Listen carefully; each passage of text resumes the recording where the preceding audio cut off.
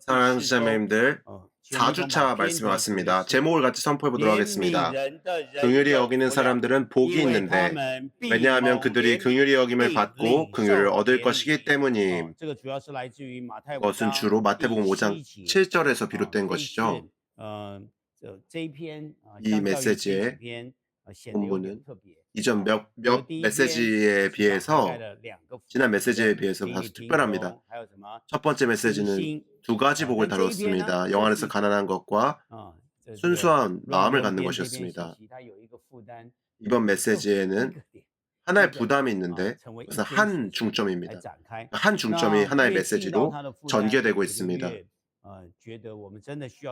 우리가 이 메시지에서 주님께서 우리를 긍휼히 여기시기를 구해야 한다고 느낍니다. 그럴 때 우리가 주님께서 우리를 긍휼히 여기시는 것, 긍휼히 여김을 받을 수 있게 되는 것이죠. 우리가 주의하면서 읽어야 하는 것은 긍휼히 여기는 사람들이 복이 있다는 것입니다. 왜냐하면 그들이 긍휼히 여김을 받고 긍휼을 얻을 것이기 때문입니다. 우리가 먼저 하나님의 긍휼을 받는 것입니까? 아니면 먼저 다른 사람들을 긍휼히 여기는 것입니까? 주님, 이것이 바로 천국에 속한 실제라고 말할 수 있습니다. 원래 우리는 그런 사람이 아니죠. 우리는 긍휼을 받았기 때문에 오늘 여기 앉아 있을 수 있는 것입니다. 그러나 우리가 더 진일보한 긍휼을 얻기 원한다면, 더 진일보한 긍휼을 받기 원한다면 다만 이 세상에서만이 아니라 이 시대에서만이 아니라 그날 곧 심판대 앞에서 긍휼을 발견할 수 있게 되는 것이죠. 그러므로 이 말씀의 순서가 매우 중요합니다. 어떤 순서입니까? 긍휼히 여기는 사람들은 복이 있는데 어느 쪽이 먼저입니까? 먼저 긍휼히 다른 사람들을 여기는 사람입니다. 그러므로 오늘 우리가 하나님의 긍휼을 얻는 것이 조건이 있는 것 같습니다. 당연하게 하나님의 긍휼은 아주 멀리까지 미쳐서 우리가 전혀 합당하지 않는데도 조건 없이 주시는 것 같죠. 주님께서 이러한 말씀을 하시는 것 같습니다. 왜 이 말씀을 먼저 앞에 두셨습니까? 남을 긍휼히 여기는 사람들은 복이 있습니다. 먼저 남을 긍휼히 여기는 것을 앞에 두고 그 후에야 뒤에서 긍휼히 여김을 받는다, 긍휼을 얻을 것이다 라고 말합니다. 이것은 우리의 관념을 완전히 뒤집는 것입니다. 그러므로 우리가 이 메시지의 내용을 살펴보도록 하겠습니다. 로마시자 5개가 있습니다. 먼저 이 로마시자의 사고의 흐름을 보겠습니다. 로마시자 1번은 하나님께서 긍휼이 풍성하신 하나님이라는 것을 계시하고 있습니다. A번에 보면 긍휼은 하나님의 속성들 중 가장 멀리까지 미치는 것입니다. 여기에 속성이 있죠. 이 속성들 중 가장 멀리까지 미치는 것이 바로 긍휼입니다. 이것이 로마시자 1번의 중점이 여기에 있습니다. 좋습니다. 하나님의 속성을 말하고 있죠. 하나님의 속성들 가운데서 가장 멀리 미치는 것이 바로 긍휼입니다. 로마시자 2번에서는 마태복음 5장 7절의 본문에 해당되고 있습니다.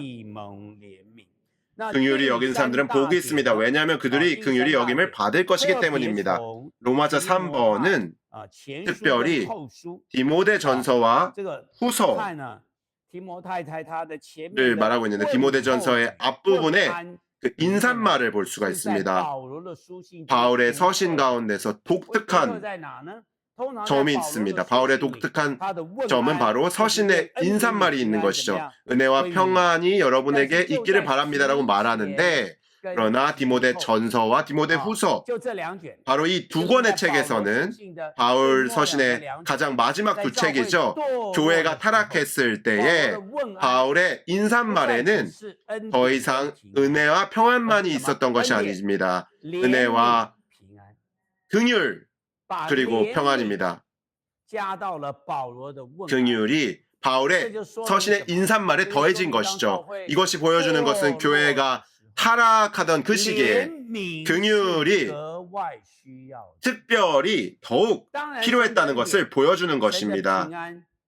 물론 하나님의 평안과 하나님의 은혜가 사람에게 임해야 합니다. 그러나 하나님의 은혜와 평안이 임하기 위해서 사람에게는 하나님의 긍휼이 필요합니다. 사실 잠시 후 보겠지만 우리가 가서 사람들을 은혜로 대해야 합니다. 그러므로 은혜와 긍휼과 평안이 하나님 아버지와 우리 주 예수 그리스도 예수님에게서 오는 은혜와 긍휼과 평안이 그대에게 있기를 바랍니다. 그리고 로마자 4번은 야고보서로부터 연결되어 있죠. 야고보서에 나와 있습니다. 여기에서 우리가 사람에게 베푸는 긍휼은 장차 우리가 받을 심판과 관련되어 있다는 것입니다. 우리가 어떤 심판을 받게 될지, 그것은 바로 긍휼이 없는 사람에게 심판이 임한다는 것입니다. 이것은 매우 심각한 일인 것이죠. 긍휼을 베풀지 않으면 긍휼이 없는 심판을 받게 됩니다. 이거 얼마나 매우 심각한 일이죠. 우리가 심판을 받을 때 과연 우리가 그 심판을 통과할 수 있겠습니까? 긍휼이 없는 심판이라면 아무도 이것을 견뎌낼 수 없을 것입니다. 그러므로 야고보는 매우 강하게 말합니다. 긍휼을 베풀지 않으면 긍휼이 없는 심판이 있기 때문입니다. 그러나 아래에 아주 중요한 것이 있죠. 긍휼이 심판을 이긴다고 말하고 있습니다. 그리고 로마서 5번입니다. 우리는 주님의 긍휼로 인해 주님 앞에 엎드려 주님께 경배드려야 한다. 우리가 앞서 보았죠? 하나님께서 긍휼을 베푸시고 우리가 사람들에게 긍휼을 베풀어야 우리가 긍휼을 받을 수 있습니다. 심지어 이 긍휼은 심판을 이깁니다. 우리가 정말로 이것을 보았다면 우리가 로마서 5번에 이를 것인데 주님 앞에서 엎드려서 주님의 긍휼로 인하여 주님께 경배를 드릴 수 있게 될 것입니다. 우리가 다른 사람들을 긍휼히 여기도록 하는 것입니다. 이것이 이 로마서 5개의 사고의 흐름입니다. 이 5가지 흐름에 대해서 두 사람씩 말해보도록 하겠습니다.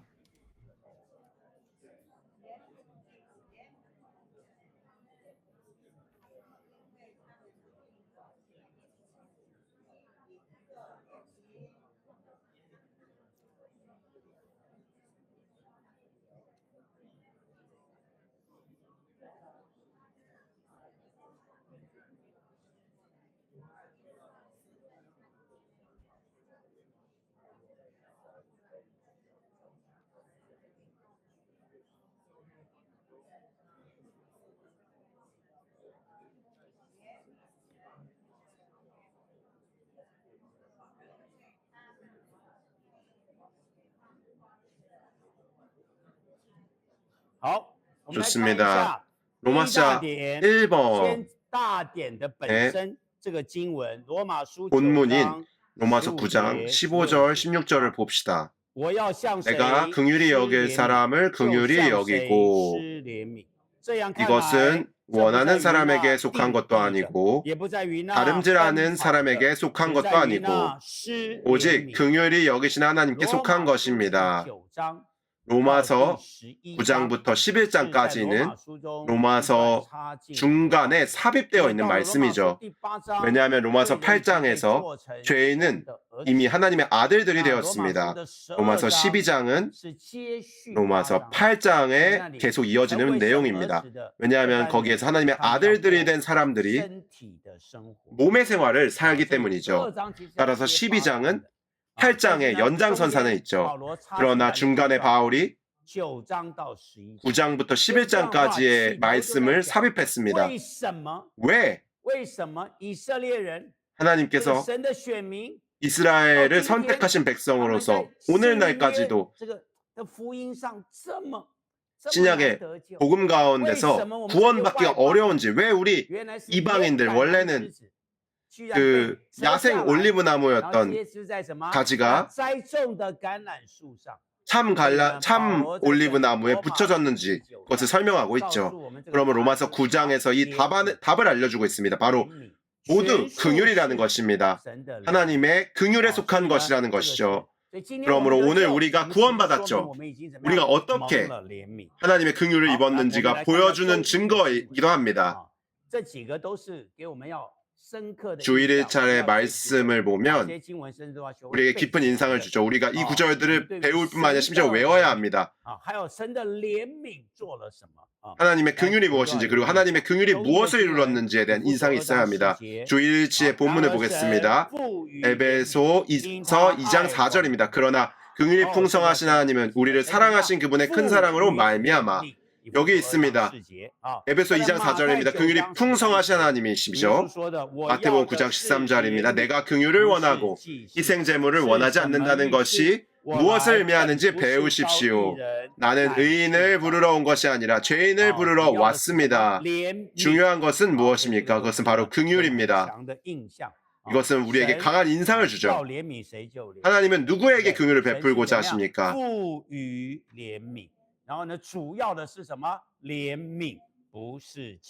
중요한 것은 긍휼을 원하고 희생 제물을 원하지 않는다는 것입니다.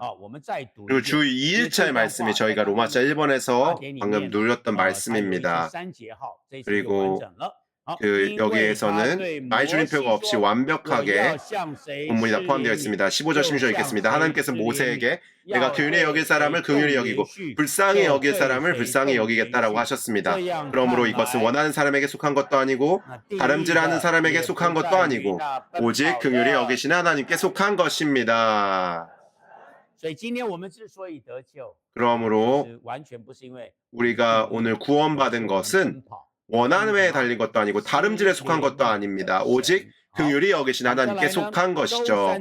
이제 주 3일자의 말씀 본문을 보겠습니다. 로마서 9장 18절입니다. 그러므로 하나님은 긍휼히 여기실 사람을 긍휼히 여기시고 고집스러워지게 하실 사람을 고집스러워지게 하십니다. 하나님께서 또 영광에 이르도록 예비하신 긍휼의 그릇들에 대하여 그분의 영광의 풍성을 알게 하고자 하셨을지라도 어찌하겠습니까? 여기서 우리가 영광에 이르도록 예비하신 긍휼의 그릇들이라는 것입니다. 그러므로 보십시오. 긍휼을 가장 먼저 두었습니다. 그 다음에 긍휼의 중국어 순서가 이렇습니다. 긍휼의 그릇들. 긍휼을 가장 먼저 말하고 있죠. 사실 우리는 원래 아주 멀리 떨어져 있었지만 하나님으로부터 다행히도 하나님의 속성이 얼마나 멀리 우리가 전혀 합당하지 않은 사람들에게까지 멀리 미치는 걸 속성이 긍휼을 보여주셨습니다. 그러므로 이 그릇의 첫 번째는 무엇입니까? 긍휼입니다. 은혜를 받은 것입니다. 그 다음에는 미리 예비된 것이죠. 그리고 영광에 이르는 것입니다. 그래서 영광의 풍성함을 나타내라는 것이죠. 이것은 하나님이 어떻게 긍휼을 베푸시는지에 관한 성경 구절 자체가 우리에게 어떤 인상을 주는지를 보여주고 있습니다. 좋습니다. 우리가 로마서 1번에는 어떠한 중요한 이런 관념이 있는지 사상과 개념이 있는지 한번 빨리 돌아보도록 하겠습니다. A번에 보시면 긍휼은 기억해야 합니다. 하나님의 속성도 가장 멀리까지 미치는 것이시죠. 그러므로 오늘의 부담은 무엇입니까? 이것이 이 속성이 우리의 미덕이 어떻게 되느냐는 것입니다. 마태복음 5장 7절에서 뭐라고 말하나요? 긍휼히 여기는 사람은 복이 있다고 말합니다. 즉 하나님의 속성이 우리의 미덕이 되어야 한다는 것이죠. 10번에서 말합니다. 우리가 하나님의 신약 경륜 안에서 하나님을 섬기고자 한다면 우리는 이것이 전적으로 하나님의 주권적인 긍휼의 문제임을 알아야 한다. 특별히 하나님의 신약 경륜입니다. 우리가 하나님의 신약 경륜 안에서 몫이 있기 원한다면 로마서 9장이 이미 우리에게 보여주고 있죠. 완전히 이것이 하나님의 긍휼에 속한 문제라는 것을 보여줍니다. 마태복음 5장에서 천국에 관한 실제에 대해서 말할 때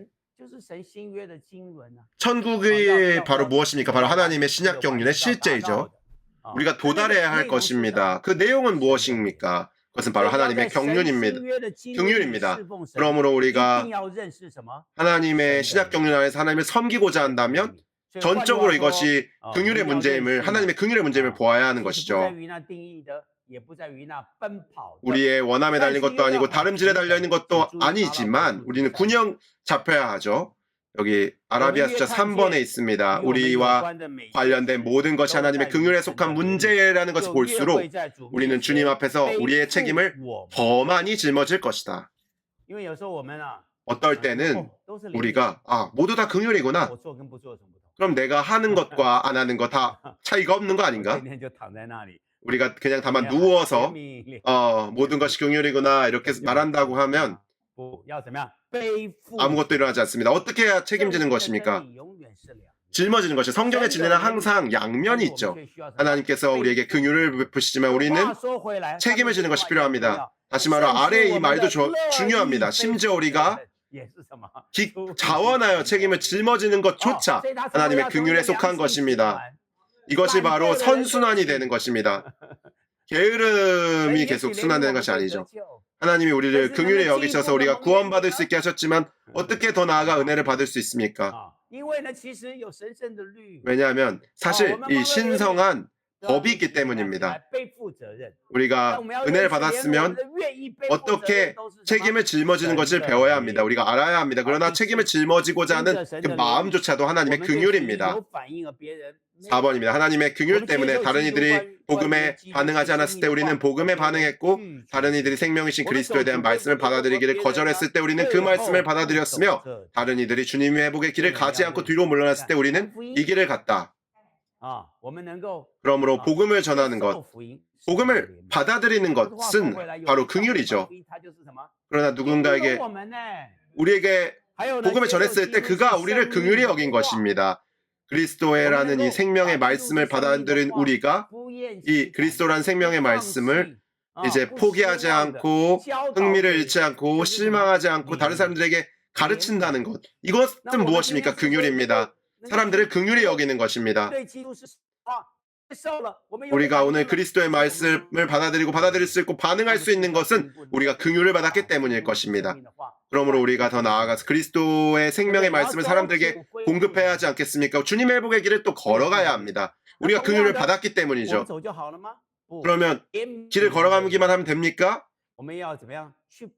긍휼히 여긴 사람 복이 있습니다. 우리가 어떻게 할까? 사람들을 돕고 그들을 온전하게 해서 그들이 주님의 회복의 길을 걸어가게 해야 합니다. 좋습니다. 우리가 로마서 2번으로 나아가겠습니다. 긍휼을 여기는 사람들은 복이 있습니다. 왜냐하면 그들이 긍휼히 여김을 받을 것이기 때문입니다. 여기에도 의에 대해서 말합니다.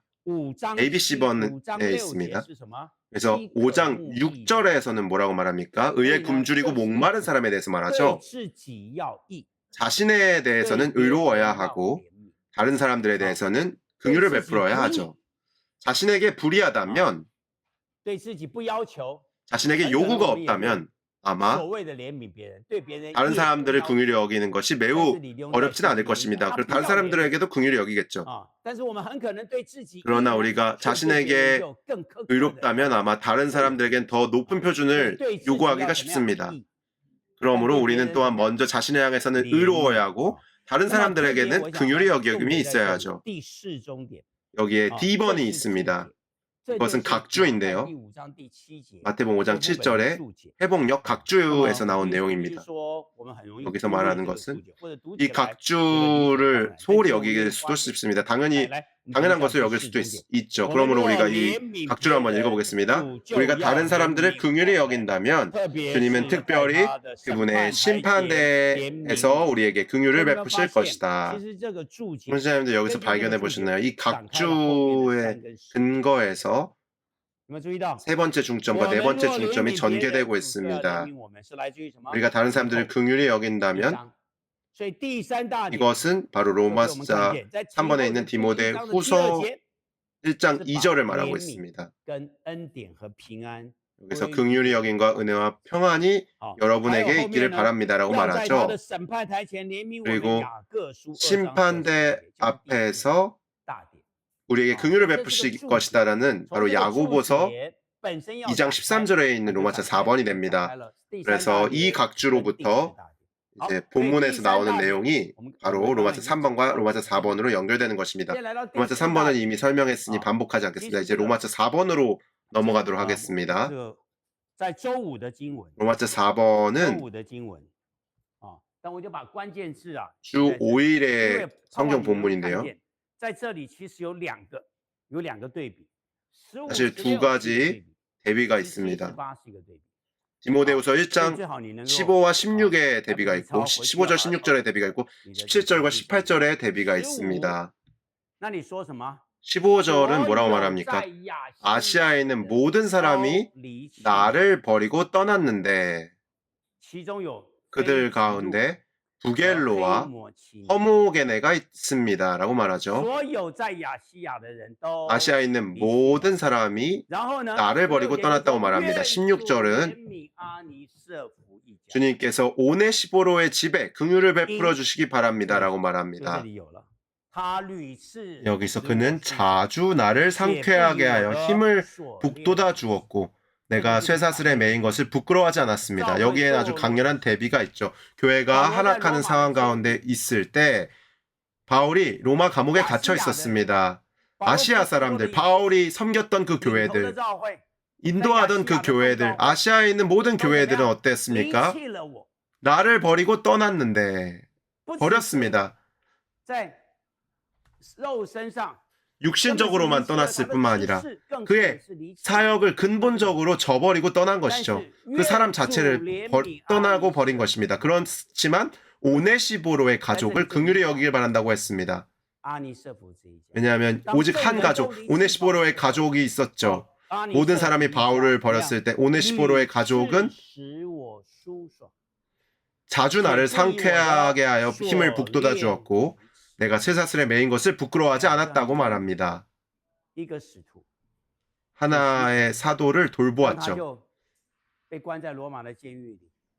그가 로마 감옥에 갇혀 있을 때 그가 봉사했었던 성도들은 그를 버렸습니다. 죄송합니다. 방금 저희가 읽은 대로 심판대 앞에서 우리는 그들은 아마 긍휼이 없는 심판을 받게 될 것이죠. 그러나 바울은 분명히 말합니다. 주님께서 오네시보로의 집에 긍휼을 베풀어 주시기 바랍니다. 첫 번째로 그가 자주 나를 상쾌하게 하여 힘을 북돋아 주었고 내가 쇠사슬에 매인 것을 부끄러워하지 않았기 때문이죠. 17절은 말합니다. 오히려 그는 로마에 와서 나를 열심히 찾아다니다가 결국은 찾아냈습니다. 바울은 어디에 갇혀 있었나요? 어디에 있었나요? 누가 알겠습니까? 오네시보로가 알았겠습니까? 그래서 그는 알지 못했죠. 열심히 찾아다녔습니다.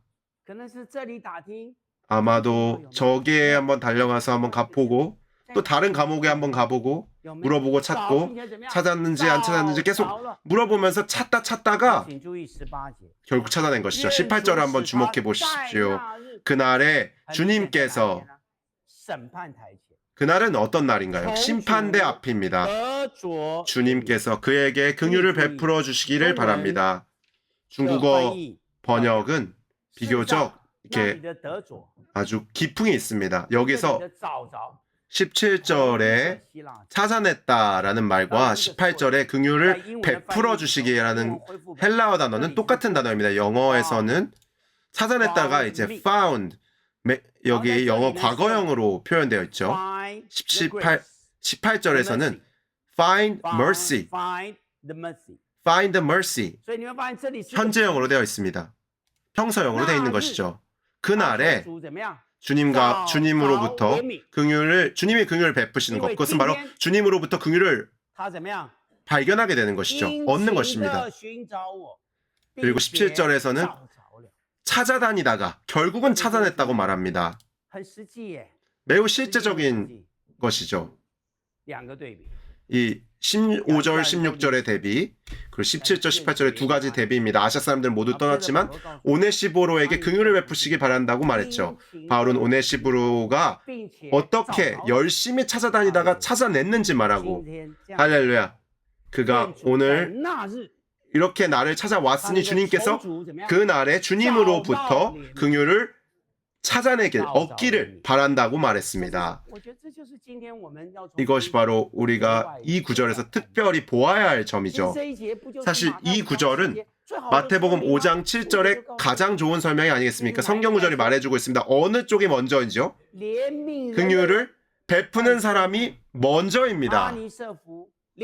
오네시보로가 긍휼을 베풀었을 때 주님께서 긍휼을 베푸시는 거죠. 오네시보로가 바울을 찾아낸 그날, 주님께서 또 장래 그날에 그가 주님 가운데서 긍휼을 얻을 수 있기를 원한다고 말했습니다. 형제자님들 두 분씩 말해보도록 하겠습니다.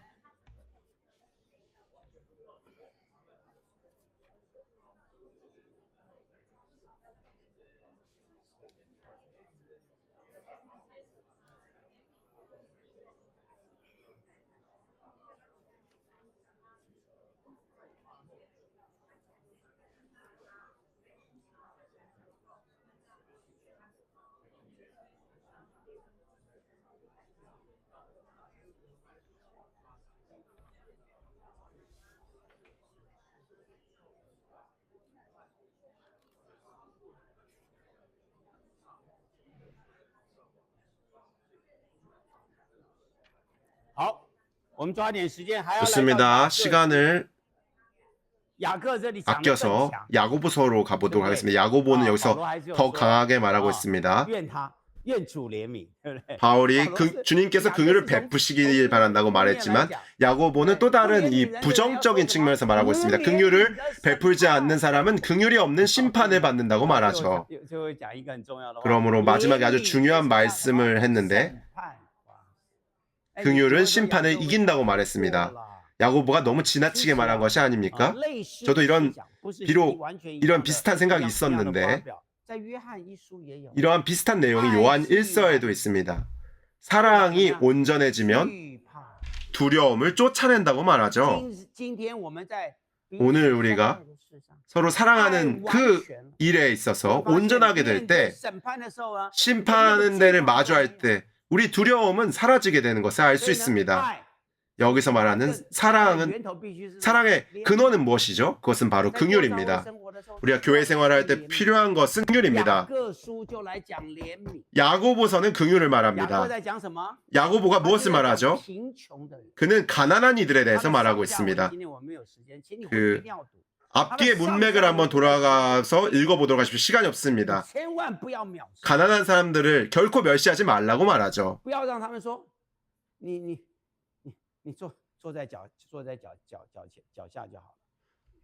그들에게 내 발 아래에 앉아라 이렇게 말하지 말아야 합니다. 부유하고 권세 있는 사람들은 멸시하지 말고 오히려 어떻게 가난한 이들을 돌보아야 하는지, 심지어 그들의 물질적인 필요를 어떻게 돌보아야 하는지에 대해서 말하고 있습니다. 그들이 입을 옷이 없습니다. 먹을 음식이 부족합니다. 단순히 평안히 가십시오. 하나님이 당신을 돌보실 겁니다. 이렇게 말해서는 안 되죠. 어떻게 긍휼을 베풀어야 하는지, 우리가 오늘 긍휼을 베풀지 않으면 긍휼이 없는 심판을 받게 될지 모릅니다. 이 긍휼은 심판을 이깁니다. 형제자님들, 우리에게 오늘 정말 기회가 있습니다. 이 보충 수업을 할 기회가 있죠. 과거가 어떠했는지, 집회가 시작하기 전에 어떠했든지 우리는 돌아가서 훈련해야 합니다.